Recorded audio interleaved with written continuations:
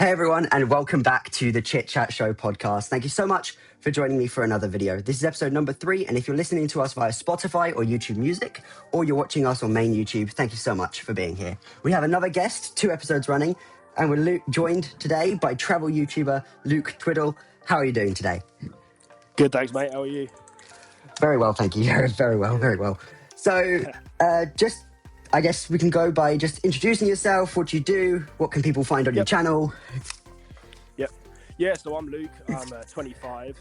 I left the UK for Australia when I was 21. I've been living in Australia for about 2.5 years. Did a bit of time in New Zealand as well, living there. Recently started up doing travel content, YouTube, Instagram, TikTok. Been about a year on YouTube, about a 1.5 years on TikTok now. Mostly like travel stuff, helping people move abroad, kind of advice, like sharing my experiences, that kind of thing. Cool. So if you want to check any of that content out, there will be links in the description and on TikTok, Spotify, wherever this will go. If you're watching even short form content, you'll be able to find it somewhere. Nice. I'll make sure it's on screen. So nice. Obviously you just mentioned you've been to Australia and New Zealand. Did you do a working holiday in both of those? Yeah. So we did working holiday in both. We did our 2 years in Australia, but we actually had to leave Australia because at the time we could only do 2 years, and then we realised you could get the exact same visa for New Zealand, so we thought we might as well go and do the same visa there. Fair enough. Because obviously viewers know from watching my channel, I've done a working holiday as well. I just came back from 5.5 weeks in Australia. It didn't work out too well. It kind of backfired quite badly. What didn't work out well? It was getting a job. So basically, I went to Sydney to begin with, and then I was in Sydney for a good portion, and I told the story, but I'll tell it again because it's just the most ridiculous story you'll ever hear. So I was about to, because I have a lot of a computer background, IT, computer science, etc. I almost got a job, and I say almost because I forever will hate this company now. But, with Meta, obviously owners of Instagram, Facebook. Basically, I interviewed with them, went through 2 rounds of interviews with them, met multiple different managers. They offered me the job. 24 hours later, they retracted the job. Oh, mate, I didn't even know they could do that. Because it's morally wrong, but I did ChatGPT it exactly after they did it. It is fully legal for them to do that in Australia. So technically, the companies do. We've had that worry a few times as well. And it's like, surely that's illegal. Like they can do that. I was gonna say it's fully above board. They can do it. It's just morally wrong. So annoying. So I basically. Did you leave after that? Did you? No. So that was probably week 3.5 weeks in. I got that job. So I cleared like 2 rounds of interviews in 3 weeks, and I was like, "This is going well." They pulled the job, and I was like, "Sydney ain't working. Let's go up to Brisbane." So I went up to Brisbane, and I don't know about you, but do you find Brisbane to be really expensive? I don't know. To be honest, I found Sydney the most expensive. See, I didn't think Sydney was too bad, to be honest. But I will say, I did live in Sydney and I only travelled to Brisbane, so I think that could be a difference. I think I didn't try living in Brisbane, so I can't speak for like accommodation and stuff. Really, I can only speak like for travelling. But I actually lived in Sydney. Maybe that's why it came across more expensive. But I don't know. Did you find Brisbane more expensive? I did, and it was like twice as expensive. I don't know whether it was the time of year I went or just inflation was high. But the point of comparison I did was obviously like a bottle of Solo, because it's pretty much the same price from Melbourne to Sydney. It's pretty much the exact same price. But in Brisbane, it was almost $4 more expensive. Right, what? Really? It's a shop, I reckon. It was Woolies. So it's like, oh, what? That's crazy. Exactly. So I was like, it's either that particular shop was conning me or they're trying to pull a fast one here. Yeah, that's crazy. So a tourist. You went to try and work in Brisbane, did you? Yeah, so I went to Brisbane. But one thing I found very quickly, because I basically went in blind. I don't like researching before it. I'd rather the place present itself to me than me do ton of research and talk myself out of it, basically. Yeah. So I basically I went to Brisbane and worked out when I was there, probably within 48 hours. It's too corporate, as in there's so many Really? offices, banks, Yeah, insurance companies that are based out there that I'm like, this it's doesn't true. even fit my expertise in Yeah, this. So I literally did the quickest turnaround in Brisbane to go back to Sydney. I was there really. 4 days, if that. Yeah. You staying But the right in the city, were you? yeah, I was directly in South Brisbane. Yeah. Oh, right. Okay. Yeah. So I was literally on top of downtown. Yeah. No, the city there is proper corporate in the CBD. Yeah. And then Yeah. I did the koala sanctuary, which was fun. Oh That yeah. that was the Lone Pines koala sanctuary. Because I Oh was yeah. like, because you can't Did you obviously do do it. Australia Zoo? I didn't. I wanted to do it, but I couldn't budget it properly to get out there. Because obviously it is It's a kind of little in the trek. and it's in the middle of nowhere. It's like an hour from the Sunshine Coast or like 2 hours from Yeah. Brisbane. It is a trek, but we actually got a train out there, and it cost us 50 cents for the train. 50 cents. 50 cents, like 25p. If And only we you was like, could do that what? from London to Manchester. I know, innit? I was thinking it'd be about 50 quid in the UK. If you do that, then that's lucky.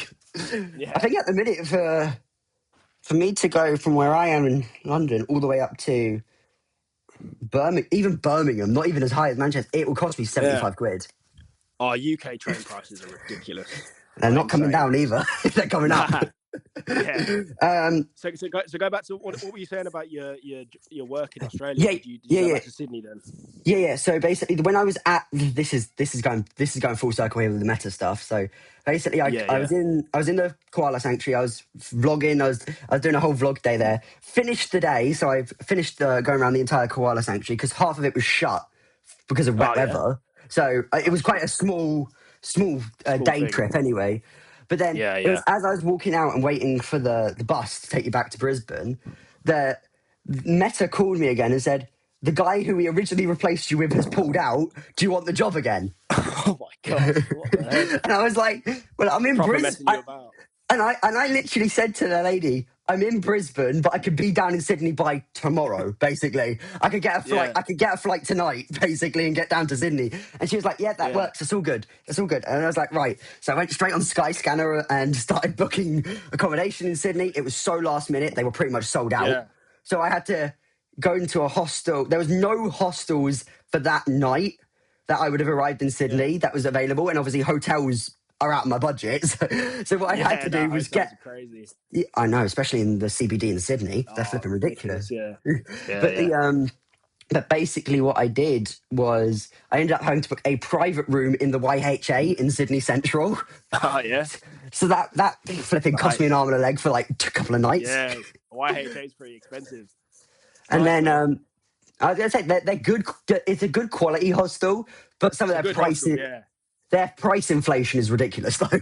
Yeah. It's like Yeah. they want to charge you almost double, if not triple, more than Oh, the average yeah, rate. no, it's not even worth it really in the But end. yeah, basically, this is where the horror story begins. Because basically, that day when they re-offered me the job ended up being 12 hours of hell, Yeah. and it pretty much depleted me dry with money. Because Really? I got to Brisbane Airport 2 hours before my flight to Sydney. I was going to fly with Qantas, just do a domestic Yeah. flight down to Sydney. It was pretty cheap, to be honest. I was like, for Qantas, that's Yeah, not yeah. bad. It was like They're not bad, yeah. $105. Yeah, yeah, yeah. So got to Brisbane Airport, was perfectly checked in, completely fine. And then Brisbane decided to have a thunderstorm. So Yeah. every plane in the Did it get airport, cancelled? the flight got cancelled. Well, I should have taken a Nightmare. picture of it, but I was too busy trying to basically panic and work something out. But Yeah, yeah. basically, if you looked at the departure board, every flight was delayed or cancelled. Oh my god. Really?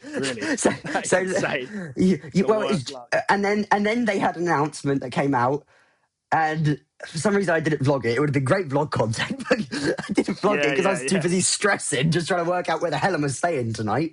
But Yeah, I bet. but basically, what happened was they had an announcement over the PA system, and it basically Yeah. said for the next hour, no flight is taking off or leaving taking off or Really? landing at this airport because Oh my god. the thunderstorm had 90-mile-an-hour winds and torrential rain. Yeah, I wouldn't want to take off in that.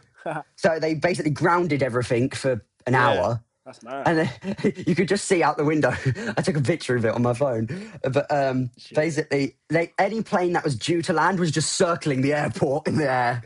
Really? Because they weren't permitted to land. So it was either that or they were being redirected to Gold Coast. Oh, was it a bit better up there, was it? It wasn't as bad. It was still raining, but it wasn't the strong winds. Yeah. So did you get stuck in Brisbane then? Or did you make it? Yeah, so that entire night, I was basically trying to work out what to do because I was looking on the board and I was like, there ain't no way I'm getting a flight before like 11 p.m. because every flight's cancelled or delayed anyway.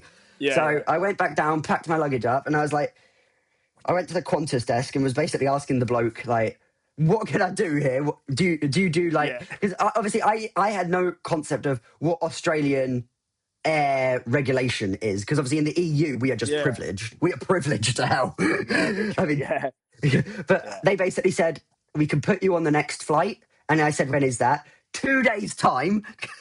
2 days.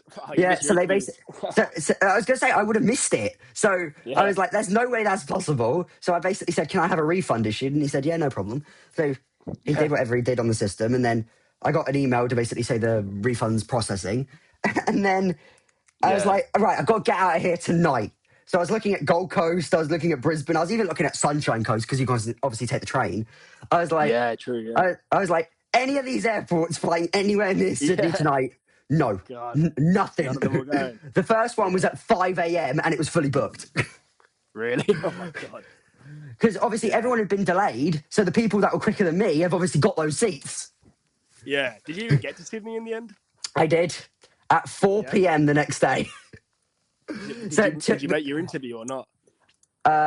Here's where the horror story. So after all of that, I ended up going to Sydney via Newcastle. So basically I was like, God. So I went random. well, it was the only way I could get into the state for the time of the interview. So I was like, I could just take the train from Newcastle down to Sydney. It'll cost me, what, $8? So I'm like, I'd rather do that. So I got into, and then the minute I pulled into the Sydney Central train station, got a call from the HR lady. We're sorry to inform you the job's been pulled. What? I was like, what are you talking about? Oh my God. So that's ridiculous. I was fuming. I was fuming because I was like, I've just come down to Sydney for nothing, basically. Yeah. I was debating it anyway, but I wasn't locked. Like, I would have either gone back up to Sydney or I would have gone up to Cairns. I was still like weighing that up in my head from Brisbane. Got up to Cairns, because I wanted to the Barrier Reef. So I was like, you get that, you can knock that out of the way at the same time. Yeah. But basically all the flight delays, the rebooking of flights, the additional costs of accommodation basically ran me to the point where I was almost tapped out of my savings. I'm not and I was surprised. like, this is getting dangerously close now. So I was like, I got to make a decision. I looked at my bank account and I was like, I got to make this call. Do I risk staying another week in Sydney and just hope something pops up? Which the likelihood is no, because my luck was already going in the bad. To get a job in a week when you haven't applied yet. I was going to say, unless you're a gold class candidate, that ain't happening. Yeah, trust me. It took me a good 3-4 weeks to get a job in Sydney. Because obviously I also realised a lot of the cafes and even like cafes and bars, and I was like, cafes sound weird, but you need obviously an RSA if they serve alcohol on the premises. You have to do a whole course, don't you? And I don't know whether it was just the websites I were looking at, because knowing me, it probably is, but the RSA course in New South Wales is so expensive. Really? It's almost $500. I didn't realise it was that much. I thought it was like 100. And then I asked the guy, a German guy who was in my hostel room, and I was like, how much did you pay? Because he came back with a certificate. Yeah. And he said, I paid $594. Yeah. And I was like, flipping hell. So expensive. I didn't think it was that much. I thought it was like in Queensland, and I was like, this is why I probably should have stayed in Queensland a bit more. And looking at hindsight, it's easy to say that, obviously, but in the moment, you're just panicking. But I looked at the RSA in Queensland, and it was only like $26. Yeah, because I swear, I was pretty sure I did one. I never actually used it, but I'm pretty sure I did an RSA. I did it online. And it was I think it was about $20-$30. Yeah, somehow. I don't know why the Sydney one's so expensive. I don't know if it's Sydney or just New South Wales. Yeah, yeah. I wouldn't think That's it's the great. entire state. I think it's just Sydney. Yeah, I think it is. Yeah. Because of probably all the tourism and stuff. That's it. Yeah. So did you get a flight back home? No. So after I weighed up everything, basically, I just basically looked at my Commonwealth account and was like, what do I do? Do I basically pull out and take like an international flight back home, or do I try and make the most of being down in this part of the world, basically? And I was like, let me just go on Expedia quickly and just compare prices. And I was like, I could pull off 5 days in New Zealand. So that's what I did. I pulled off 5 days in New went Zealand. over to New Zealand. Yeah, I flew in from Sydney to Auckland and I did 5 days in Auckland. Did you get a working holiday for there, or did you just get a tourist visa? I just got a tourist visa because there was no way if I could only budget for 5 days, there was no point in applying for a working holiday visa. Yeah, I do want to do it. Yeah, I do want to do it though. Like, obviously, I loved New Zealand to bits. It was like it's a weird country, but obviously they have worn it. I had an interesting time there. Just quickly with the jobs, like I think the thing is with employers, it's so different for us, like being from the UK. Like if you're in the UK and a job like rejects you like that, and you're just living at home, like it's fine. Do you know what I mean? You can just go out and get another job the next week. But being in Australia, like you're tight on money, you're far from home, like you need to pay rent and stuff. Like so when the employers are like messing you about like that, trying to cancel in 1 minute, it's a nightmare. Like we've had that so much.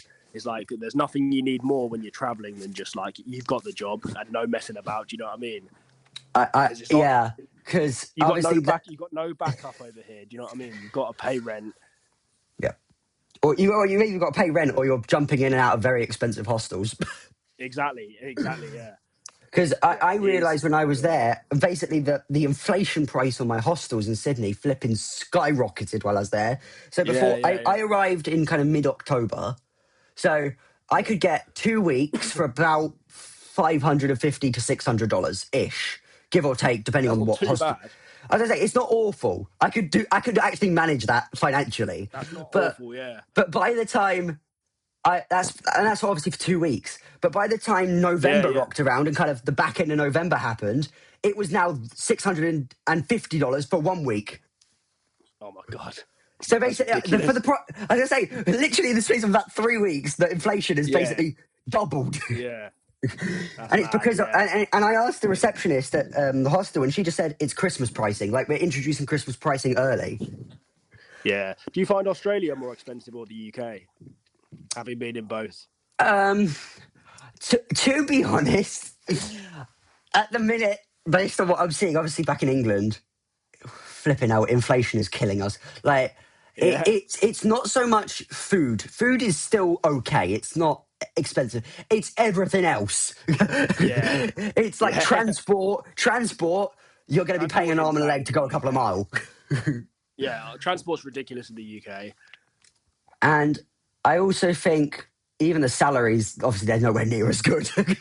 Nah, Australia's wages are very good compared to the UK, especially for just like your average sort of jobs. Like the salary's very good. Yes, I did know that. Get more for your work, and the fact you get penalty rates on the weekend as well. Yeah, weekend rates, public holidays are like double pay. Yeah, because I still saved all the emails from Meta, and like obviously they gave me some information about the job. I would have been paid, if I got it, $37.90 an hour as a standard hourly rate, and then I would get $40 an hour on a Saturday and $45 on a Sunday. Yeah, I'm the exact same. Like I literally work in like a outdoor furniture place. It's like a retail job, but in the week I get paid $33. And in the week Saturday is like $38 and Sunday's $43. Like it's so good for what the job is. You know, I was going to say because easiest job ever. Because from the UK, I've done a bit of retail, and comparing the Woolworth wage, because I have a mate out there who's in Sydney at the minute working at Woolies.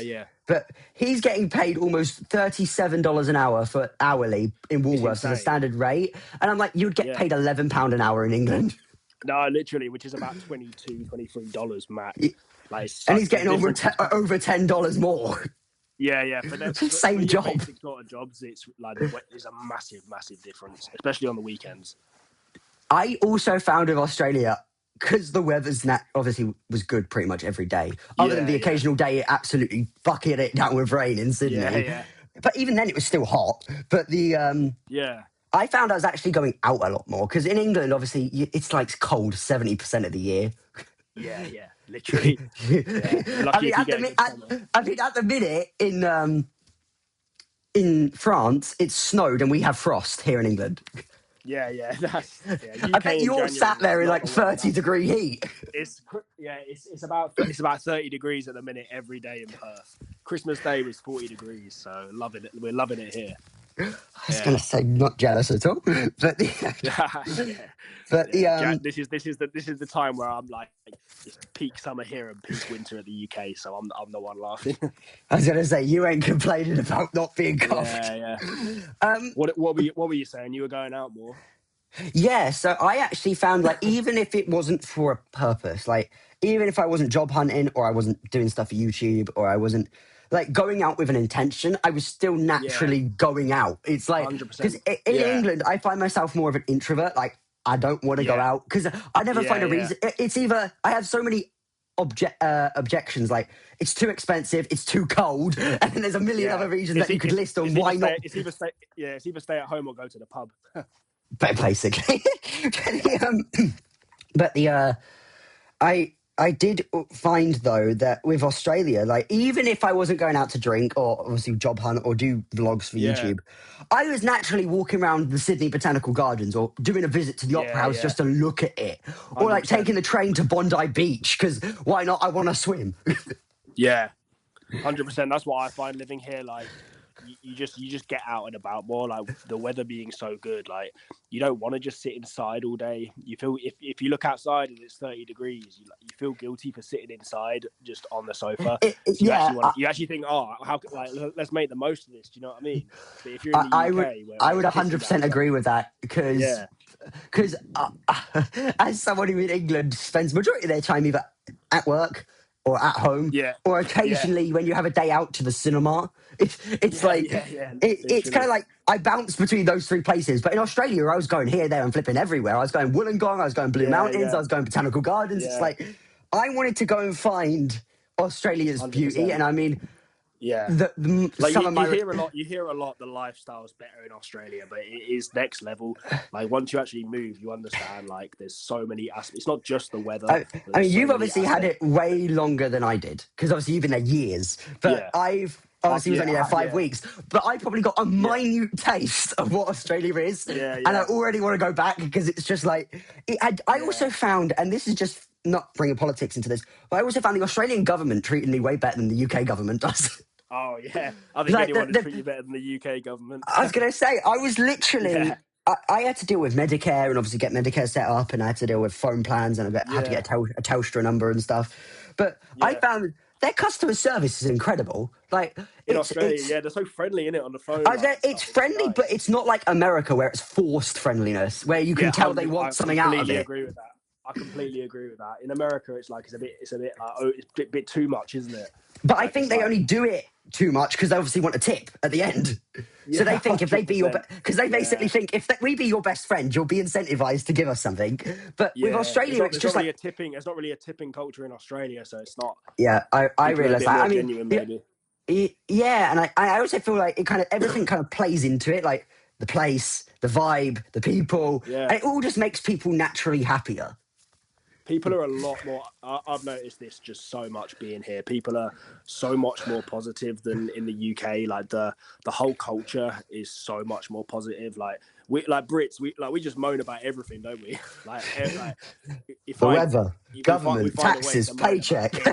Literally, but in Australia, they're just like, oh, it is what it is. Do you know what I mean? They're just so much. I mean, I met this incredible Aussie guy out there, and I've still got his number, but I need to message him. But basically, this guy just had such an outlook on life, and it was when I was in the government centre setting up Medicare in Bondi.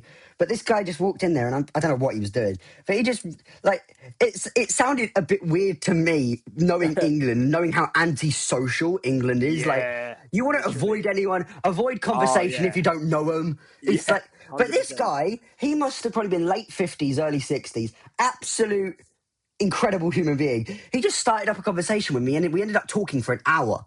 And I'm like, how did that happen? they just randomly start talking to you, like not in a weird way, just in like a nice way. But In it's the also UK, like I agree. I also feel like Australia incentivizes you aiming for your goals a lot more. Like they don't shame it like England does. Absolutely, yeah. I've spoken a lot about this in my content and stuff, and it's like in the UK, there's like such a like jealous culture. Like anyone who's trying to do well, anyone that's like trying to go out their comfort zone, try something a bit different, they're just called cringe, aren't they? Like everyone just takes the piss. Like no one's actually supportive. But in Australia, people are way more positive. Yeah, because I kind of find if you're aiming for your goals, you're shamed. If you've reached your goals, you're even more shamed because it's like you're a bit successful, hand over some money, basically. Yeah, 100%. We feel incentivized to some of your wealth for some reason. Yeah, literally. but I was like, even if I didn't get the job with Australia, I also found with their job hunting culture, you would still get callbacks even if you haven't got it because they would want to tell you haven't got it in person or at least over the phone. Yeah, I've also found like the interviews and that just really chill over here. Like the amount of job interviews that I've had have literally just been the most casual chat ever. Like, I noticed that. I mean, I turned down this job, but when I heard where the interview was, I was like, all right. It was and I was like, good place because I've had a coffee here many times. But it was basic. Benny's Cafe on Circular Quay in Sydney, and I was like, you would never have that in England, where it's just in the middle of a cafe in the middle. It'd be in like a corporate office building in a back office. And the guy would grill you about the most nonsense things. Yeah, literally. Yeah, there's some pretty big differences, to be honest, like culturally in both countries. Like both countries are similar, but they're also very different in a lot of little ways. Yes, there's little minute things that just put Australia leagues ahead. Yeah, 100%. Yeah, do you reckon you're going to move back here then? Yes, there's kind of no doubt in my mind anymore that's the goal. Do you have where do you reckon you'll move? Have you got anywhere in mind? I did love Sydney too much, but I'm like, there's no way I could afford Sydney full term. No way. Yeah. But so have you just done Sydney, Melbourne, and Brisbane? Is it Sydney, Melbourne? Very briefly, it was like Brisbane, barely anything. I couldn't really say I've been in the city because I was there. Tiny amount compared to Sydney was where I was at the bulk. The bulk of the 5.5 weeks was in Sydney. That was the most of it. Yeah, it's a good place to do a bit of time. Sydney is good. It is a good city. It's expensive though and busy. I see as a Londoner, the busyness doesn't bother me because London's rammed. You won't have a problem there. It's just I found with Sydney there was random parts that were just like stunning. Like I went on a random walk around North Sydney, which is on the other side of the harbour. Yeah. And I was like, no one ever talks about this area, so I'm just going to go wandering. Yeah. And I ended up walking for like 6.5 hours. And I just found like incredible view spots of like the harbour or the sea. Yeah. For anyone that hasn't been to Australia, like the cities in Australia are so much nicer than UK cities. Like the scenery, they're so clean, they're so safe. Like the views are so much better. Like UK cities like seem terrible, don't they? After being in Australia. Yes, I mean, if the Sydney Botanical Gardens existed in the centre of London, it would be trashed within 24 hours. Like, that's the thing as well. Like Australians have respect for the place. Everywhere is so well kept. The UK, like everyone just trashes it. Like people have no respect. Absolutely. With kind of moving to New Zealand now. Yeah. My number one kind of comparison between the two is, and I don't know whether you found this or whether it was just me with being in Auckland and I wasn't hosteling in the city. I was kind of on the outskirts, so I could still walk into the city, but I wasn't on top of it. But in Auckland, is that? Yeah, in Auckland. I found New Zealand was a lot quieter than Australia, as in you could walk. I was walking and vlogging down a random street in downtown Auckland and not seeing a single soul. Yeah, definitely. It's so much quieter. Like even Auckland, which I was in the whole time, which is like the biggest city in New Zealand, was quieter than any Australian city. Like the actual CBD was a little bit busy, but like it was very quiet. Do you know what I mean? Compared to Australia, where the cities are pretty vibrant, Auckland was dead. I'm not gonna lie. I was going to say, I said in one of my vlogs that's come out in about New Zealand, I basically said, it's like a ghost town. It's like Yeah, you'd think the city's it is. abandoned. I know. Imagine going out of Auckland as well. Like, did you travel New Zealand? Like, or did you just go to Auckland? I was only there 5 days, so I used Auckland as a base. So I was constantly back in Auckland every night to obviously sleep. But I did Yeah. occasional day trips in and around Auckland, and then I obviously went down to Hamilton and Oh, Cambridge nice. area, and I did the Lord of the Rings set tour, Oh, okay. Yeah, yeah, yeah. which is obviously in the middle of nowhere. It's a random field. Yeah. No, you leave Auckland, New Zealand is just fields and sheep. Which I like, because it's like the cities feel separated then rather than just city into suburban into city. Yeah, from my experience living in both Australia and New Zealand, first of all, I didn't travel New Zealand anywhere near as much as I wanted to. I'll come on to that, but the living in both places, my review is like New Zealand is great for travel from what I've seen, but not the best for living. Like Australia is way better for living, but New Zealand in a lot of ways is better for travel. If you're an Aussie, then you're pretty much sorted. You can just take a 2-hour flight. Oh, literally, Aussie and New Zealand are blessed. They can just like swap over. But like New Zealand wage is terrible. Yes, and the weather's not great either. So living wise, like, and it's so expensive. New Zealand is so expensive. So I did find that because I did on my first day in New Zealand, because I arrived very late the last night, so I literally just hit the deck and went to bed instantly. But the first proper full day I had in Auckland, I went to Mount Eden and I got a coffee on my way there. Yeah. And flipping out, the coffee markup in New Zealand is ridiculous. Yeah, it's insane, isn't it? New Zealand. I was like, no wonder there's no coffee culture in New Zealand, because no one can afford a blooming cup of coffee. Yeah. No, 100%. Yeah, Australian coffee is there as well. Oh, yes, it is. Yeah. I did. So did you like Auckland then? I did. I thought Auckland was pretty good. Out of all the cities I've been to, and I've been to a lot of European cities, and obviously down in the South Pacific, it's literally only been Sydney, Melbourne, and Brisbane. So I don't really. I have a couple of points of comparison, and obviously I've been to the States as well. So I have like American traditional cities to compare. Auckland was one of my favourite cities I've ever been to in my life, and I think it was the fact that what did you like about it? As an introvert, the quietness did help, but I also felt like even though I didn't speak to a lot of people compared to Sydney in Auckland, I tried to still speak to shopkeepers or cashiers or whatever, just to try and fill in the gaps where Google can't, basically. But I found the people were really friendly, but I also felt like they were more, it sounds weird, but British in their personality than Australians. Yeah, I agree. Because they're friendly, but only if they get something out of it. yeah, definitely. Yeah, or once they know you quite well. Then yes, if you're a regular, they'll be really friendly. Yeah, I agree. I felt like the whole of New Zealand felt more British than Australia. Like the people, it's home away from home. Basically, it's the closest you can get to home away from home. It's the most British place I've been, and it's the furthest you can get. It is mad. But I did want to go down to Wellington, but obviously I was only there 5 days, so there was no way I could financially pull that off at the same time. Yeah, but then I came. I wish we could have travelled New Zealand, to be honest. But yeah, we were definitely having our money struggles around that time. Yeah, because I was trying to basically way up from Sydney before I decided to go to Auckland. I was looking at Queenstown, and I was like, the flights to Queenstown are so expensive, even though it's nearer. Yeah. I don't understand that logic, but it's probably the fact that Queenstown is more popular with tourists. That's true. They can just up the prices, can't they? Because they know people are going to go. Yeah. Queenstown's meant to be amazing, but as I said, I didn't do the South Island at all.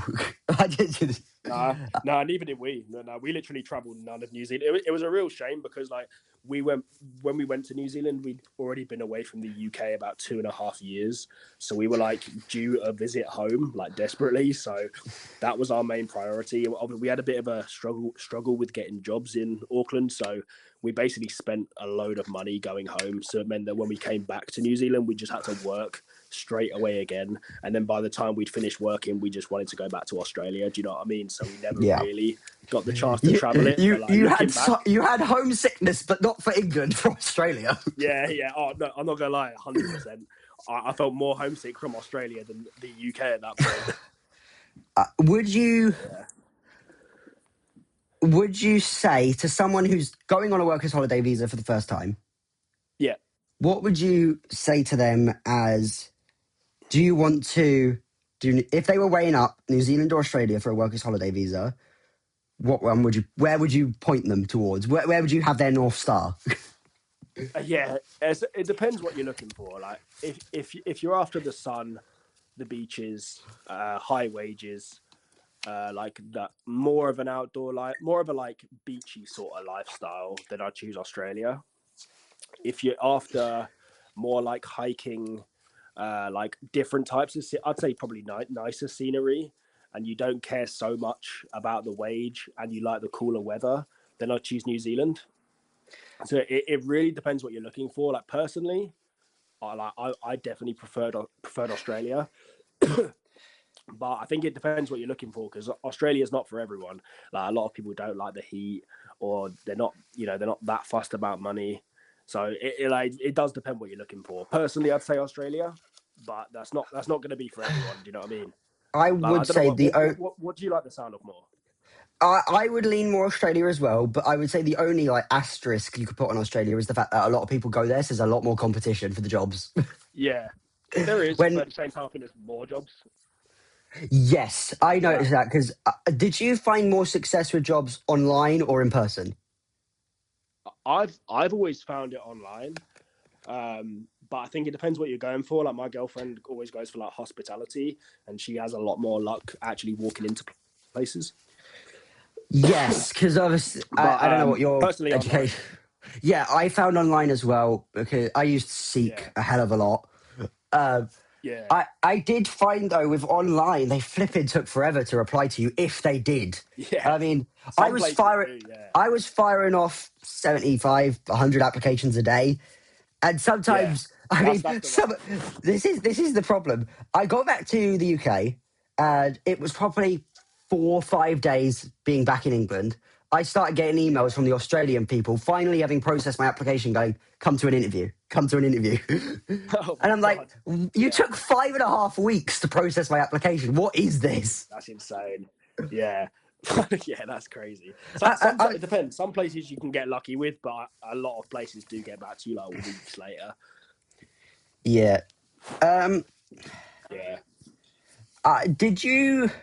I don't. How did you, when you first went to Australia on your first year working holiday visa?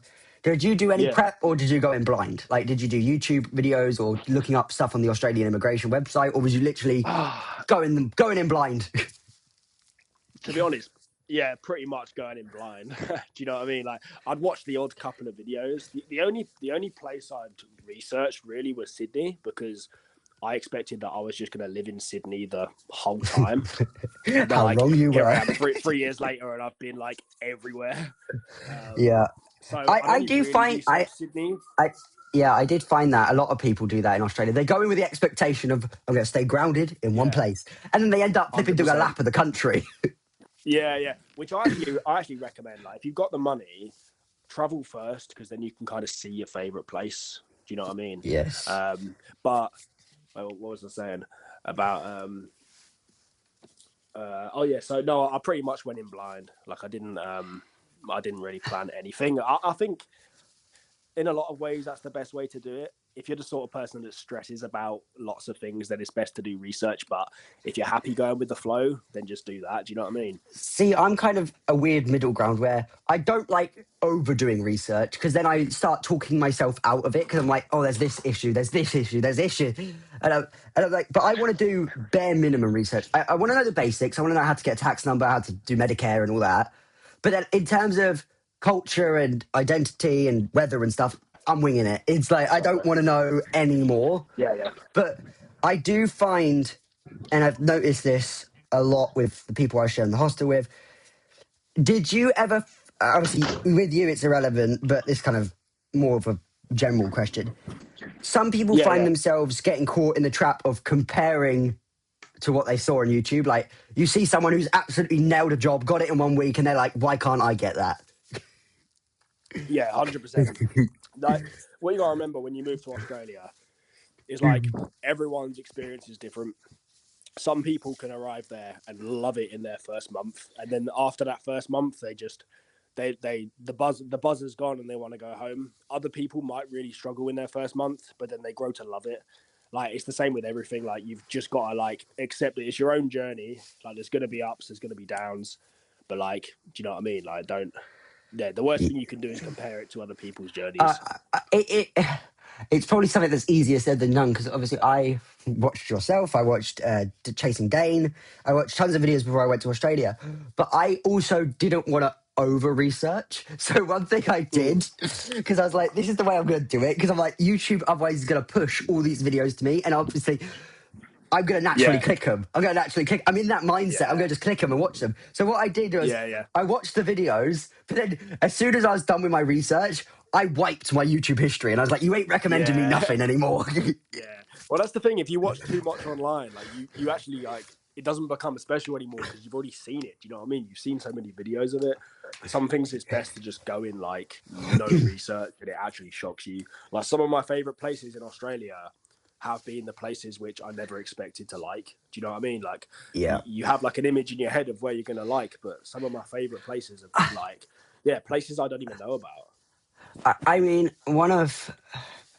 I never got to see it with my own eyes, but I know some people from the hostel. The day, because the hostel was doing kind of group activities, but I was always the one out of sync. So basically, everyone was going to the Blue Mountains for a day as a group. Yeah. But I was job hunting that day, so I was like, I can't. But then I would do it on my own, and I would do it on my own a couple of days later, and go somewhere completely different to where they went, and they'd be like, whoa, where's that? And I'm like, it's hard to describe because it's in the middle of a mountain range. Yeah, literally. Because I found the Blue Mountains isn't really mountains per se. Like your picture of a mountain, it's more of a valley or a Australia cavern. doesn't really have mountains. I mean, it was absolutely stunning though. The Blue Mountains are incredible. Yeah, I never made it out there. I don't know why I never went, to be honest. You could take a train from the CBD. It is a long train. It's almost 2 hours. It's almost 2 hours on the train, but it takes you literally into the heart of the Blue Mountains. Yeah, that's crazy. I don't know if I won't get back to Sydney now, but it's one thing I kind of wish I did. Yeah. Next, did you ever consider, while either in Australia or New Zealand, giving up and potentially having the thought of, this isn't for me? No, to be honest, no. I've never had that thought at all, really. I think there has been like harder times abroad. Like, it's like, you look at social media, you think it's all amazing. Like, there is amazing parts, but there is some difficult parts as well. But like, with them difficult times, we've just got through them. Do you know what I mean? Like, you just work or something. But nah, there's been no point where I've wanted to go home. Like, because we can do 3 years in Australia now. As soon as we knew that, I was like determined to do 3 years. And like, do you know what I mean? Now I'm at a point where I'll be ready to go home once this visa's up. But yeah, there's been no points really where I've considered giving up, really, to be honest. How long you got left on your visa? Is it this year? I've got about 6 months. 6 months. And then you're going to come back to boring old England. Go back to the UK. I'll be living there for the first time in over 4 years. Do you think you're going to do kind of the strategy of stay in England, use England as a temporary base, but try and go somewhere else? Or are you like, no, England's it now? Or are you doing Australian permanent residence and trying to go that route? No, so we're not going to go. There was a point about 2 years ago, about a year ago, when we were considering like genuinely getting permanent residency. But then we kind of looked into it and we were thinking like, it's going to be quite a lot of work, and also it's gonna put a lot more pressure on our third year in Australia. So instead of like enjoying that third year, we're just going to be stressing about how we're going to stay. So, and also like me and my girlfriend, like both our families are back in the UK, so like we are keen to settle there eventually. So I think the idea is to, sorry about the noise.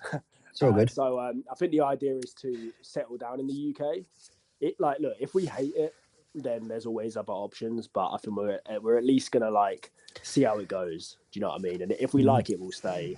Yes. I think we just got to go with the flow. Do you know what I mean? Because I know from one of my mates, he did permanent residence in Australia. He did it was when it was so he's done the full 3 years, Yeah. but then on the third year he managed to convince his employer to give him sponsorship. Sponsorship. Yeah, he's done well. He's done well. But he said he basically had to write an extremely persuasive and he said manipulative email to basically Really? get them to feel bad for him. Basically saying, "Oh, the UK is gonna be horrible. I'm gonna be out of a job, etc., etc." And he just completely over exaggerated it, but did it in a really persuasive way. And they just ended up giving in, going, "We'll see if we can fit it in the budget." Yeah, I might actually try that. You got to be extremely persuasive. It's like you got to basically have to convince them this is it. Yeah. And I don't want to go anywhere else. Yeah. No, to be fair, I think like it would be possible. Like if we wanted to stay, we could make it happen. It's just a massive commitment. Do you know what I mean? Like it's not like you're just staying for an extra year or two. Like that is a huge commitment. Like you're staying here forever. So it's, do you know what I mean? It's a hard decision. Yeah, I am kind of back and forth on it. Sometimes I'm like, it actually sounds like a really good idea. But other times I'm like, I will be the only person in my family on that side of the world. Yeah. What I think is you've got to do a good amount of time in Australia. Like you can't do like even, to be honest, after my first year or two, that still wasn't enough time to tell. Now I've been away from the UK like 3.5 years. Like I've got a good idea now. Do you know what I mean? But like your first year working holiday visa is so different to your third year, just in terms of like how you feel. Like because when on your first year you're just so carefree. Like you don't care about being away from home. Everything feels amazing. By your third year, noticed that. It's still amazing, but it's like, got to start thinking about life now. Do you know what I mean? Got to start thinking about my future. Because I had never, before doing the Workers' Holiday Visa in October, November, I had never been down to the South Pacific. Like I'd never been Australia, New Zealand, even that side of the world. I've always been kind of Europe, America, Canada, Europe, America, Canada. But what I did, because I was like, I weighed it up in my head and I was like, if this goes wrong, which it obviously did, I want to make sure that I've done everything I want to do. So I did the Opera House, I did the Bridge Walk in Sydney, I made sure I did Bondi multiple times. I was like, I need to make it worth my while. And if it means burning through a good chunk of my budget just to do the touristy things, I'll do it. Because it's like, I don't know when I'll be back down in Australia. Yeah, no, exactly. Yeah. Because it is expensive to get down there. Yeah, no, it is definitely expensive. Yeah. I would recommend travel some of Australia when you get back, because there is like a lot to see. I mean, I think I will. I won't fly into Sydney. If I fly back, I will probably fly into either Perth or, if I can do Cairns, I want to fly straight into Cairns. But the only problem is that you're going to probably have to take about 3 flights, because I don't think it's a proper international airport. No, it's definitely not direct. I've actually lived in Sydney and Cairns. Sorry, Perth and Cairns and Sydney, but Perth and Cairns. So they're good options. Perth's like personally my favourite. That's the one. Perth, when you look on a map, because obviously I never went to Western Australia, so I have no idea what it's like. But when you look at Perth, it's just kind of on its own. It's like it's just a city in the middle of nowhere. It's so isolated. Like once you leave Perth, there's just nothing, just desert. Well, the next nearest city is either Darwin or Adelaide, isn't it? Literally, it's a 3-hour flight, which is mad. And probably like multiple tens of hours in the car. Oh yeah, no, yeah, literally, it's insane. Do you? Yeah, I was gonna. I mean, Australia in general is just 10 out of 10. I really have no complaints about Australia. It's just the fact that obviously financially it just crashed and burned for me because the company screwed me over. Basically, you got to come prepared. I mean, obviously the government website, on the immigration website, say you need 5,000 Australian dollars as an entry requirement, but I'm like, that's too low. It's like especially if you're starting in Sydney, you can burn through that within a couple of weeks. 100%. Yeah, you got to get pretty lucky with starting up with work and stuff. I think $5,000 is like best case scenario. You get a job in 2 days. Yeah. But by that point, you won't even have your tax number in the post. So I know. Yeah, that takes a little while, doesn't it? Because I think my tax number took a week to come through, and then my Medicare took like a month. Yeah, my tax took a little while. But do you have any advice for people who say they want to travel or move countries, but procrastination or fear gets in the way?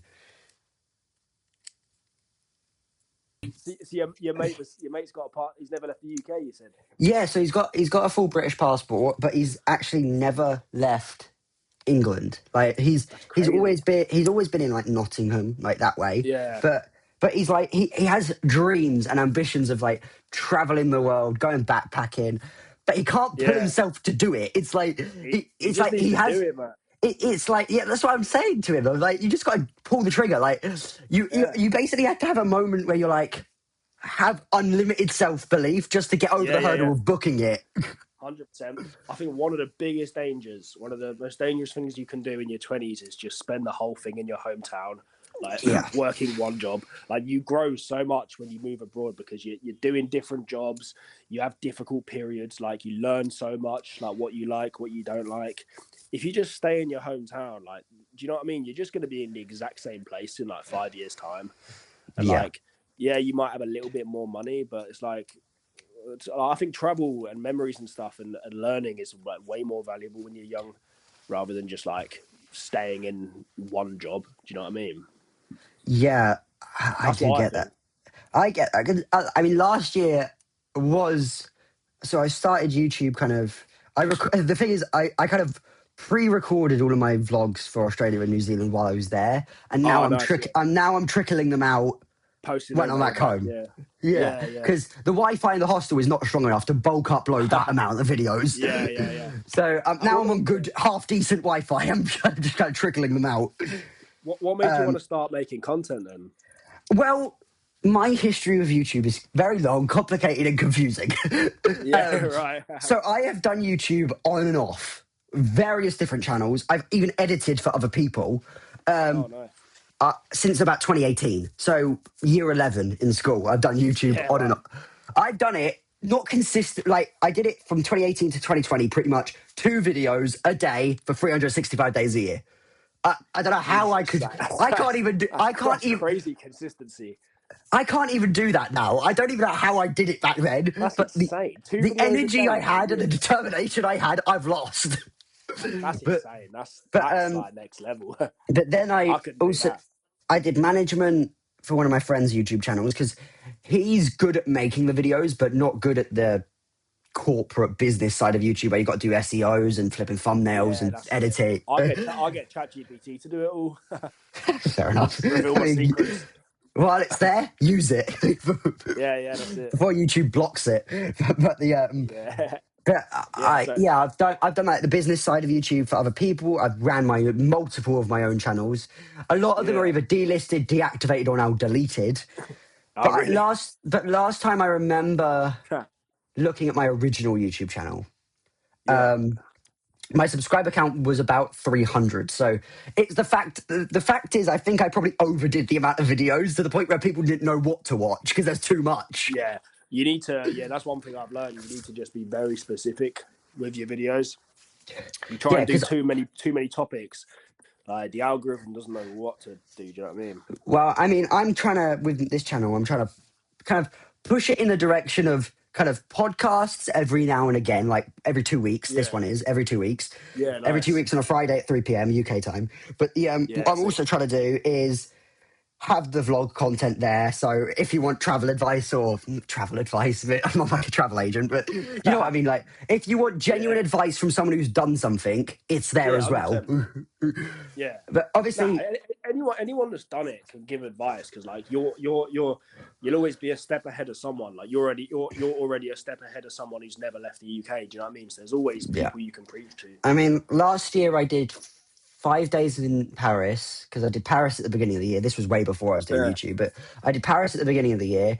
And that was weirdly my first time in the city of Paris because I've done Disneyland Paris so many times. But that's just Disneyland. Like I've not actually been into Paris. That's not real Paris, But I did find Paris is so similar to London in a way I didn't expect. Like the mentality of everyone, the metro system, it's identical. It's like it's designed off London.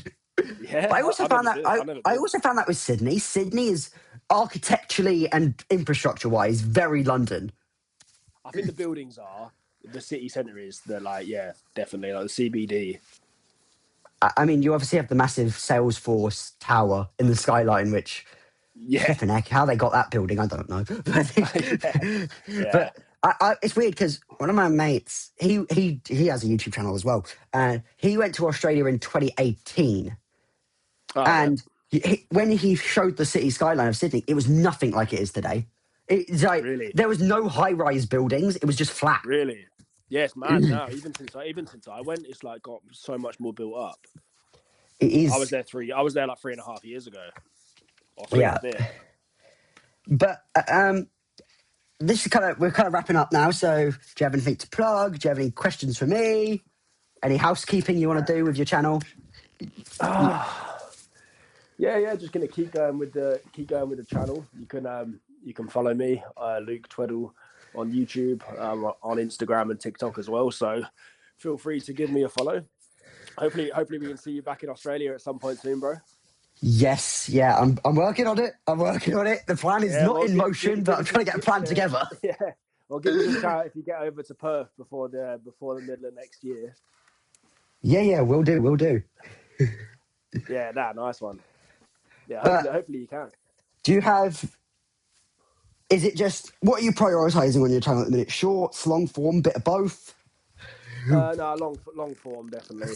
I only post like the odd couple of shorts, but they're not like a prior. The shorts I post are just like saved TikTok videos. Do you know what I mean? So I don't. Yeah, Really, you're just re-uploading them somewhere else. yeah, exactly. I do the same on Instagram. So do I. Yeah, YouTube long form is the main thing I'm doing. Yeah. But anyway, that's going to kind of wrap it up. Thank you so much for Nice one, joining man. as a guest.